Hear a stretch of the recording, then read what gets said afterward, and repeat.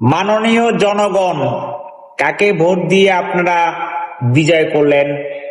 কালকে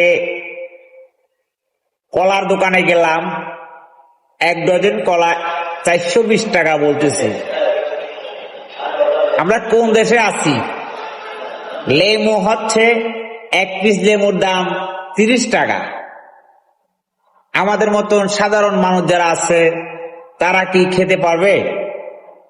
জনগণ, আপনাদের বিচার দিচ্ছি, কাকে ভোট দিয়ে বিজয় করলেন? হ্যাঁ, এবং শেখ হাসিনার আমলেও ছিল এরকম, বিএনপির আমলেও ছিল এরকম। তো আমাদের দেশ কিরকম ভাবে বাঁচবে?